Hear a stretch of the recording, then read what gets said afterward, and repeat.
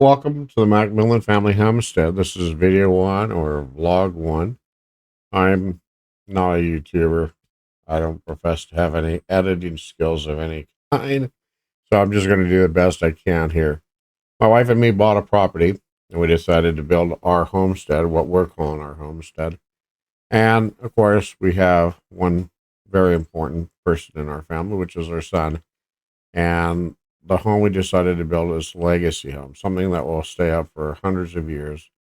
And the goal, of course, is when we move along, our son will receive this legacy home, and hopefully he will allow it to continue to run in the family. Of course, we don't have any control, and ultimately, that's just the hope, but you never know.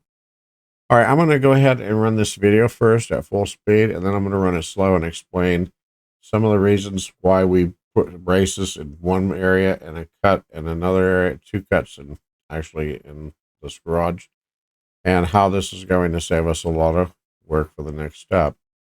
And I think anybody who's going to do this type of work should really think wisely between the cost of doing it yourself and having somebody do it. It's not just the monetary value, it's the risk and the liability of yourself and or contamination.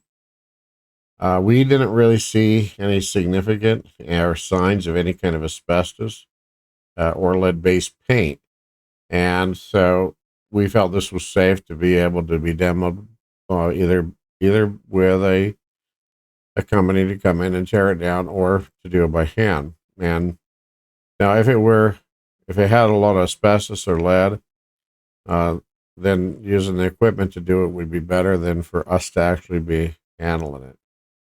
And so we decided to go ahead and tear this down ourselves. And of course, our first focus was where we step. You don't want to step on a nail, right?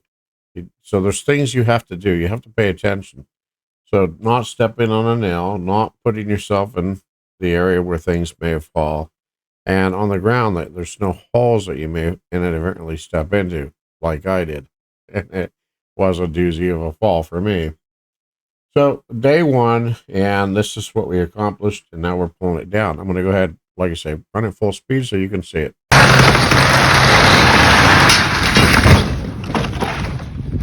All right, here now I'm going to play it slow. And I'll tell you what my goal was. I want to detach this entire roof section from this wall and this wall. I'm not worried about these studs because as this comes forward, the nails will pull out of the double plate. And over here, the rafters, these are not trusses, these are roof rafters. They sit on the double plate and they're just toe nailed in, so there's nothing to worry about here. There's L bolts in the concrete here holding this down. There's 5 L bolts over here. There was 2 here and 1 here and 2 here. I went ahead and cut the return for the garage door and left the double plate, so I just cut a slit out of this. I also cut it here. I'm at the same, just slightly higher than this double 2x4 here. And I did this because as I pull this forward, I want this to walk out and hit this concrete. By changing the center, we're going to be able to lift up. And as we lift up on the roof, because it's confined, it can no longer go forward as this is being pulled forward.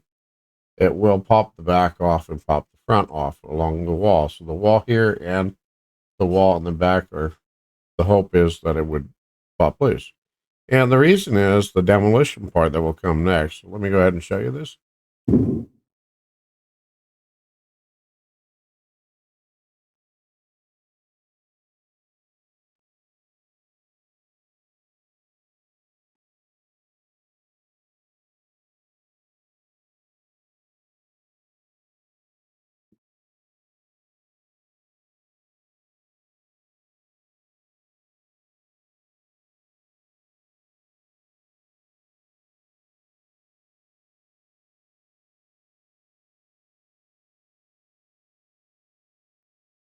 And this was just a door opening. You can see the walls leaning forward.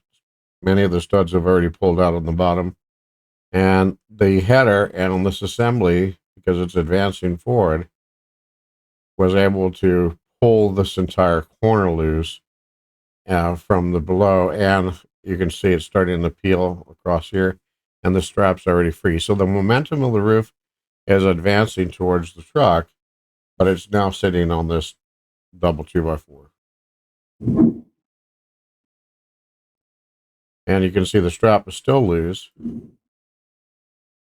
And now you can see through here, the daylight, the wall has completely separated from so the double plate is here, just the rafters and the horizontal braces of the rafters are left, and the wall is completely separated here. So you can see the roof is flying fully through the front and along both sides. And of course, the back was the only place that kind of held because the nails of the double plate on the top and are basically one assembly going all the way up. So that was fine. The idea was get it to fall flat, and we would be able to cut the roof up on the ground safely. All right. Thank you for watching. I'll get the next video up.